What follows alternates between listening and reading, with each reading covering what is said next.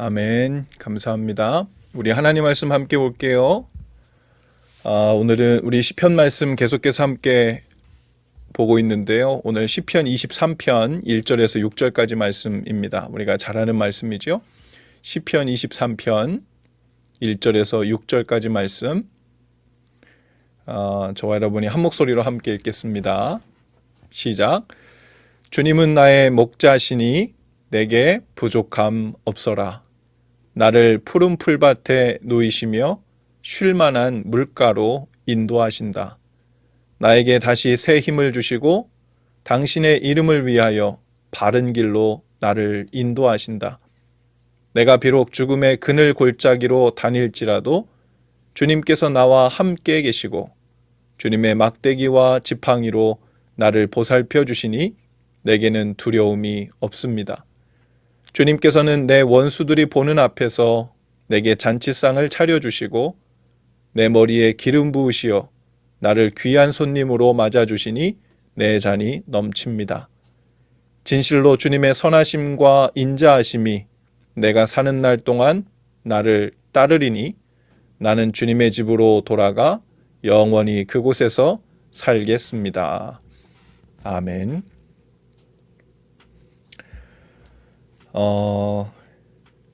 미국의 기독교 출판협회가 주는 여러 시상식 중에 그 기독교 작가상이라는 것이 있는데 그곳에서 금상을 타신 분들 중에 우리가 2번 이상 탄 분이 계신데 기독교 베스트셀러 작가로도 유명한 분이신데요. 맥스 루케이도라고 하는 분이에요. 그분이 쓴 책 가운데 트래블링 라이트 이라고 되어 있는 책이 있어요. 가벼운 여행길이라는 제목으로 번역된 책이기도 한데 그 책 내용 중에 보면요.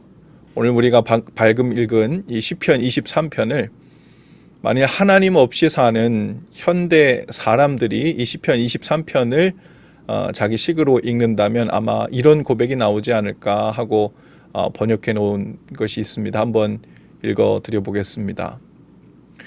나의 목자는 나 자신이니 언제나 부족하리로다.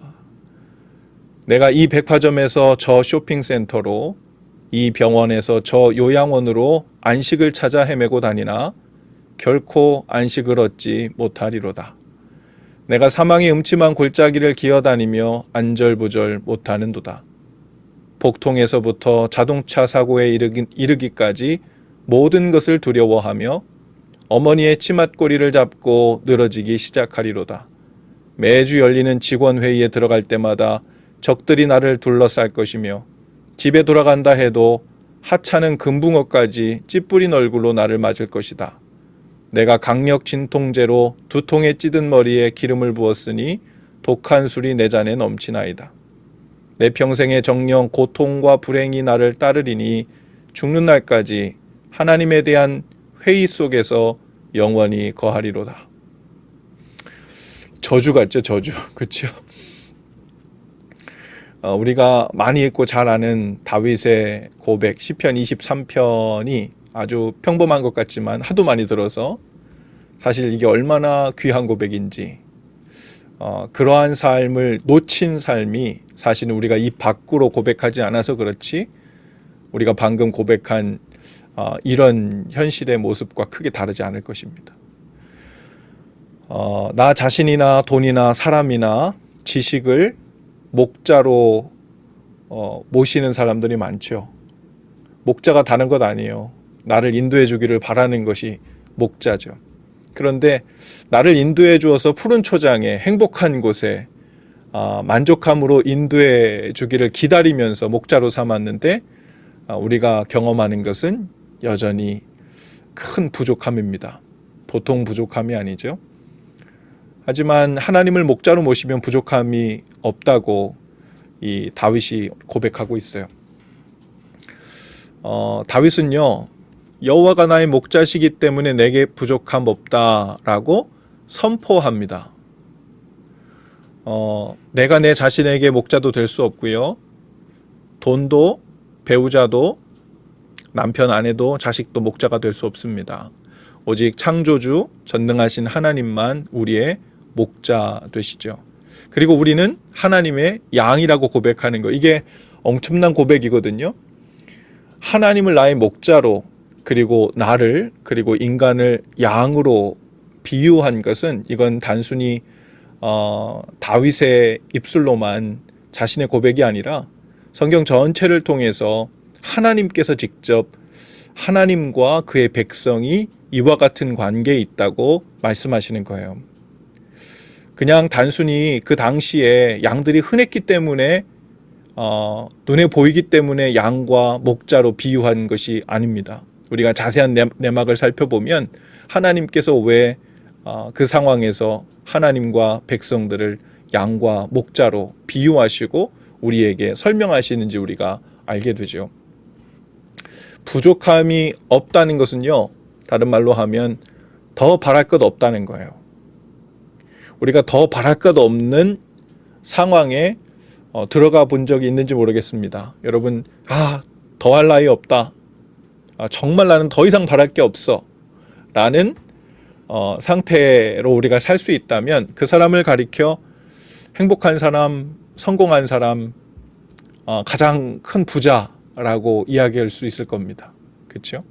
그런데 아무리 돈을 많이 가진 사람도, 아무리 자기가 원하는 꿈을 실현한 사람도, 자기가 원하는 포지션에 가고 많은 인정을 받은 사람도 나는 이제 더 이상 바랄 것 없어 라는 상태를 지속하며 산다는 것은 아마 이 세상에서 그것을 취하기는 힘들 것입니다. 우리는 하나님의 양으로 아무것도 바랄 것이 없다는 거예요. 사실요, 이 양은요, 하나님께서 이 양을 말씀하실 때 양을 꼭 집어 말씀하신 이유 중에 가장 큰 이유는 부족함이 가장 많은 동물이기 때문에 양을 택하시지 않았나 싶어요. 양은 있는 그대로는 부족함이 정말 많은 동물이거든요. 양은 좀 어리석어요. IQ도 낮고요. 미련합니다. 그리고 힘도 없어요. 우리가 잘 알듯 뿔도 발톱도 없습니다. 이빨도 없어요. 이런 무기가 발달하지 않았습니다. 또 시력이 근시라고 해요. 사람으로 하면요, 시력이 마이너스 10 정도 된대요. 근데 뭐 사람은 안경도 쓰고 뭐 렌즈도 끼고 그러는데 양은 뭐 그럴 수가 없잖아요. 그냥 마이너스 10으로 살아야 되잖아요. 계속 안 보인 채로.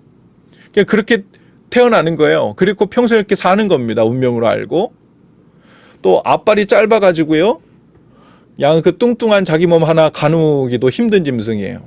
넘어지면 혼자 일어나기가 힘들어요.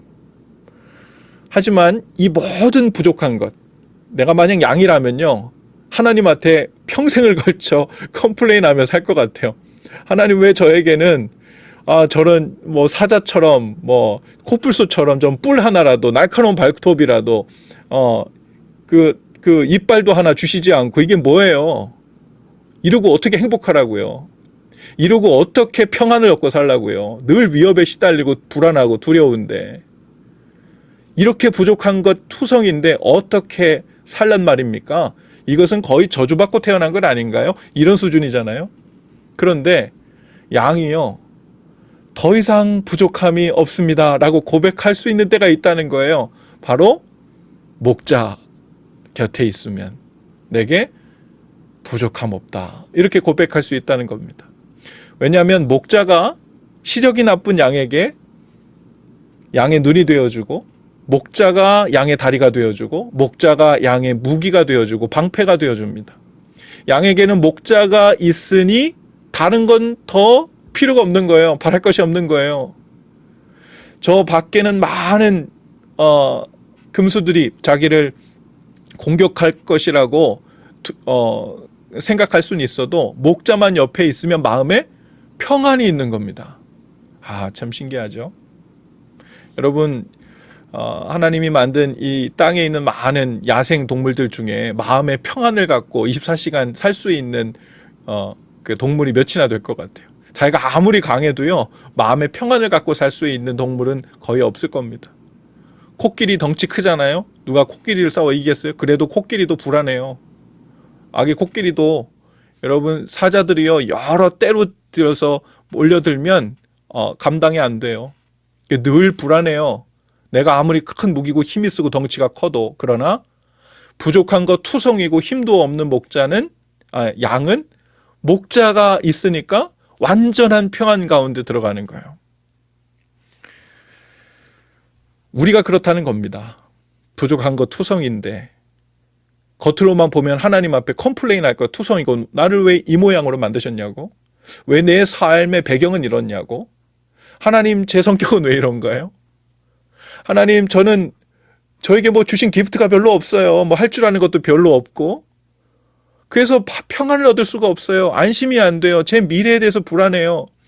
하나님 앞에 컴플레인 할 거 투성이고, 하나님 앞에 부족하다고 말할 근거가 충분하다고 생각합니다. 그러나 하나님 우리를 만드실 때 내가 너에게 많은 걸 주어서 너를 강하게 만들어서 부족함 없게 만들어서 부족함 없는 게 아니야. 너는 양이다. 너의 정체성을 알아야 돼. 나한테 꼭 붙어 있을 때만 완전한 평안, 완전한 강함, 완전한 만족 가운데 있게 된다. 그것을 우리에게 말씀해 주시는 거죠. 이스라엘의 국토는요, 대부분이 메마르고 험하고 목초지가 많습니다. 물도 별로 없어요. 양은 물이 있는 곳까지 스스로 찾아갈 능력이 없습니다. 목자의 도움 없이는요, 양이 결코 살아남을 수가 없어요. 그런데도 걱정이 없는 거예요. 목자만 따라가면 되거든요. 양에게 모든 것이 부족하지만 한 가지 양에게 잘 발달되어 있는 것이 있답니다. 하나님이 그걸 하나 주셨대요. 뭘까요? 바로 청각이랍니다. 청각. 잘 듣는 거예요. 양이 다른 거는 아무것도 못하는데, 가진 것이 없는데 청각 하나 잘 뒀다는 거예요. 바로 목자의 음성을 듣는 능력을 준 거예요. 양은 아무 거리낌 없이 목자의 뒤를 따릅니다. 그냥 잘 듣기만 하는 게 아니라요, 순종적으로 잘 들어요. 그래서 들으면 거의 즉각 반응으로 음매하고 따라가는 거죠. 그냥 소리가 들리는 것을 듣는 것만이 아니라 순종적으로 듣고 따라가는, 그 진짜 듣는 걸 잘하는 거예요. 여름에 한참 더울 때 이스라엘에 가보면요, 저는 가본 적 없지만 사람들이 그래요. 그 들판에 전부 다 노랗다고 해요. 전부 풀이 말라가지고 푸른색이라는 찾아볼 수가 없답니다. 바짝 마른 풀만 있는데 자세히 들여다보면 그 이산저산에 오선지 그려놓은 것 같은 이렇게 줄이 쫙쫙 가 있다는 거예요. 이게 도대체 저 줄이 뭔가 하고 사람들이 나중에 그 가이드한테 물어보고 그랬더니, 이 줄이 양들이 지나간 길들이라는 거예요. 그 수많은 양들이 떼를 지어서 이동을 하는데 얼마나 일사불란하게 목자의 소리를 듣고 앞에 있는 양이 간 그 발자국을 그대로 밟고 줄을 서가지고 그렇게 따라가는지, 오선지로 탁 일렬로 이렇게 정렬해가지고 줄을 그어놓은 것처럼 그 갔던 길이 그 온 산에 이렇게 보인다는 겁니다. 길게 그 뒤를 따르니까 한 번만 가면 이렇게 길이 생기는 거예요. 곁길로 가지도 않고 그대로 그 발자국을 따라갑니다. 목자가 가는 대로 한 줄로 따라가요. 목자만 의지하고 목자만 따라갑니다. 양에게는 목자가 나를 선한 길로 인도하겠지, 나의 모든 것을 채워주겠지, 나를 지켜주겠지 하는 믿음이 있어서 담대한 발걸음으로 주저하지 않고 그 길을 따라가는 거예요. 그래서 목자는요, 양을 설득하지 않아도 양들이 목자를 믿고 그렇게 묵묵히 따라가는 거예요. 근데요, 목자가 양을 따르게 하는 특별한 부분이 있어요. 우리가 잘 보면 개나 소나 뭐 이런 짐승들, 들짐승들 혹은 집짐승들 보면 어떻게 합니까? 원하는 대로 잘 안 오니까 목에 줄을 매거나 코를 꿰거나 이래가지고 이렇게 끌고 다니고 그러잖아요. 여러분, 양은요, 목에 줄을 매지를 않아요. 코를 꿰지도 않습니다. 그렇죠? 소처럼 꼬를 꿰지도 않는데도, 돼지처럼 다리를 매지도 않는데도 목자를 잘 따라와요. 양들은 그 뒤에 어디를 가는 것이며 어떤 방향으로 가는지 알까요? 모를까요? 몰라요. 어디로 가는지도 몰라요. 그냥 목자의 소리가 나면 아멘 하고 가는 거예요. 아마도 그 양들이 음매해 하는 소리가 아멘 하는 소리하고 비슷한 것 같아요. 그렇죠? 그래서 목자 소리가 들리면 아멘 하고 그 뒤를 따라가는 것이 아닌가 싶어요. 어디로 가는지도 방향도 모르는데 그 방향도 그 결과도 다 맡기고 그 뒤를 따라갑니다. 심지어 성경에 뭐라고 표현되죠? 도살장으로 가는 것 같은데도 따라가요. 울지도 않고 절대적으로 신뢰하며 잠잠히 따라갑니다. 마치 이삭이 아버지 아브라함이 이삭을 데리고 모리아 산으로 올라갈 때 올라갔던 것처럼 예수님이 마치 도살장에 끌려가는 양처럼 순순히 잠잠히 순하기 때문에 그렇게 끌려간 게 아니고 도살장으로 끌려간다 해도 거기에 하나님의 뜻이 있다면 내 목자의 선하신 뜻이 있다는 걸 믿고 가기에 순하게 잠잠히 묵묵히 따라갈 수 있었던 거죠. 여기서요, 양떼 효과라는 말이 나왔대요. 양떼 효과. 이 양떼 효과는, 나비 효과는 들어봤는데 양떼 효과는 처음 들어보시죠. 양떼 효과는요, 절대적인 신뢰, 맹목적인 신뢰에 가까울 정도로 절대적인 신뢰, 그게 양떼 효과랍니다. 심지어 이 양떼 효과는 어디서 나타나냐면 앞에 가는 양들이 돌이 있어가지고 돌을 밟고 펄쩍 뛰잖아요. 그러면 뒤에 있는 양은요, 돌을 치워놔도 펄쩍 뛴대요. 그 정도로 그대로 따라가며 그 길을 절대 맹목적인 것처럼 그 앞을 따라가는 것을, 양은 거기에 자기의 생존이 있고 거기에 나의 평안이 있고 거기 나의 만족이 있고 부족함 없는 삶이 있는 거예요. 하나님께서 우리의 목자가 되셨다는 건 이런 거. 그러니까 하나님께서 우리를 양으로 삼으셨다는 것, 우리가 하나님을 목자로 삼고 살아가야 된다는 것은 우리가 행복할 수 있는 삶의 방식이 마치 이와 같아야 된다는 거죠. 목자이신 주님을 따라 사는 것. 여러분, 우리가 잘 알듯이 이 시의 배경에 대해서 우리가 많이 들어봤을 거예요. 이 시편 23편은 다윗이 사울에게 쫓기는 상황에 썼다고 합니다. 사울에게 쫓길 때 그는 굴 속에서 잠을 잤습니다. 먹을 것이 없어 주위 사람들에게 얻어먹어야 했어요. 배가 고파 나발에게 얻어먹고자도 했습니다. 항상 죽음의 위험 속에 살았어요. 그의 고백은 이랬어요. 현실은 이랬던 거예요. 죽음과의 거리가 한 걸음 사이라고 고백해요. 그의 현실은 지금 발 하나만 잘못 디디면 곧 죽을 것 같은 거예요. 지금 이렇게 잠자고 있는데 사울이 보낸 쫓는 사람들 눈에 띄기만 하면 그냥 그날 저녁에 언제 죽을지 몰라요. 그러니까 죽음과의 사이가 한 걸음 사이라고 지금 고백하고 있어요. 그런데요, 그런 상황에서 어떻게 내겐 더 이상 부족함이 없다라고 고백할 수 있을까? 다윗은 그 광야에서 목자이신 주님을 철저히 신뢰하며 사는 법을 훈련받고 주님을 목자로 삼고 사는 그 놀라운 은혜를 누리며 살았던 거죠. 하나님이요, 그 후에 시간이 한참 지나서 이스라엘 백성을 40년 동안 광야에서 인도해 주시잖아요. 마치 이 다윗이 광야에서 하나님을 목자로 삼고 그 위험 가운데에서도 불안함 가운데서도 온전한 평안과 만족을 누리며 살았던 것 같은 그 인도하심이 이스라엘 백성 200만 명 전체를 데리고 하나님께서 마치 광야에서 다윗을 인도해 주시듯 그 민족 전체를 광야에서 인도해 주신 것을 실사로 해주신 것이 바로 출애굽기 아닙니까?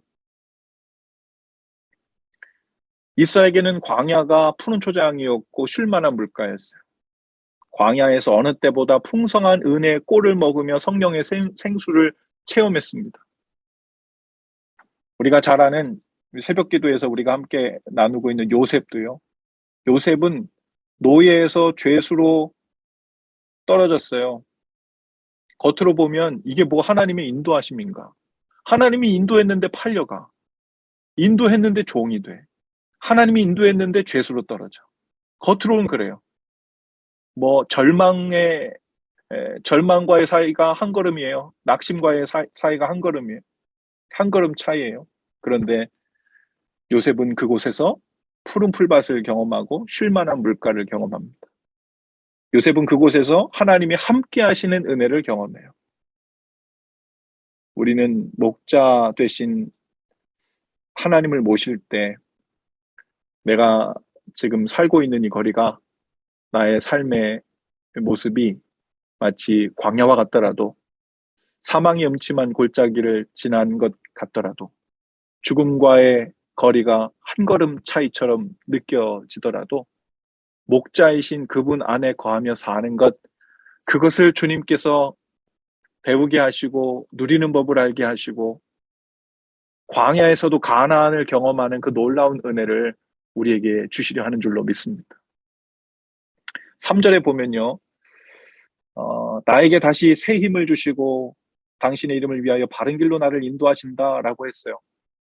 개정 성경에 보면 내용을 소생시키신다라는 표현이 있거든요. 소생시키신다. 양들이 피곤하고 햇빛에 지치고 배고프고 목마르고 쓰러질 때도 있죠. 목자는 이 모든 것을 알고 양에게 그 때에 맞게 꼴도 먹이고 또 물을 먹여도 주고 쉬게 해주시기도 하셔서 그 영혼을 소생시켜 주십니다. 오늘 어쩌면 하나님 앞에서 하나님, 제 광야가 너무 힘듭니다. 목이 마릅니다. 쉼이 필요합니다. 꼴이 필요합니다. 라고 주님 앞에 나오시는 분들이 계실지 모르겠습니다. 그 주위에 많은 이리들은 양을 피곤하게 하고 두렵게 하고 위협하지만 목자는 양을 그 모든 두려움에서 긴장해서 소생시킵니다. 그 소생하는 것은 양에게 가까이 나올 때만 얻을 수 있는 거예요. 다른 것에서는 절대 얻을 수 없습니다. 우리는 원하는 일이 뜻대로 되지 않아 스트레스 받기도 하고 우울해지기도 하고 낙심하고 지칠 때도 있지요. 하지만 하나님이 오셔서 말씀으로 소생시켜 주시고 성령으로 소생시켜 주시고 내가 여기 있다, 그것을 알게 해주시는 걸 소생시켜 주시는 거예요. 오늘 시편 23편 이 말씀을 딱 요약하면요, 다른 건 아닙니다. 하나님은 나의 목자시다. 그리고 그 하나님이 지금도 나와 함께 계신다. 그러므로 내가 광야에 있더라도 밤낮으로 그분을 바짝 따라붙어서 사는 한 나에겐 부족함 없다. 두려울 것 없다. 미래를 또한 걱정할 것 없다. 이거예요. 오늘 이 다윗의 고백이 저와 여러분의 고백이 될 수 있기를 축복합니다. 오늘 이 고백을 갖고 하나님, 그러므로 제가 원하는 것도 주님이 저와 함께 계심을 아는 것입니다. 경험하는 것입니다. 믿는 것입니다. 그 깊은 만족함으로 저를 인도해 주옵소서. 함께 주님 앞에 그렇게 기도하시고 나가면 좋겠습니다. 함께 찬양하고 기도하십시다. 귀하신 주님, 우리 힘으로 어떤 불안도 어떤 상처도 어떤 고통도 해결할 수 없고 상황을 바꾸어내 그 모든 것을 몰아낼 수 없음도 압니다. 오직 한 가지, 광야에 있어도 음침한 골짜기에 있어도 주님과 함께 있기를 더욱 힘쓰게 하시고 그 안에서 누리는 주님의 놀라운 평강을 경험케 하여 주시옵소서. 오늘 주님 앞에 나와 간절히 부르짖은 모든 성도들, 형제 자매들 형편을 아시는 주여, 푸른 초장으로 쉴만한 물가로 인도하시는 주님을 경험케 하시고 내가 너의 목자이고 내가 오늘도 너를 안다, 너와 함께 있다 말씀하시는 성령의 음성 마음의 확신을 얻게 하여 주옵소서. 오늘도 우리 가운데 함께 하신 주님, 주님을 찬양합니다. 예수님 거룩하신 이름으로 기도합니다. 아멘.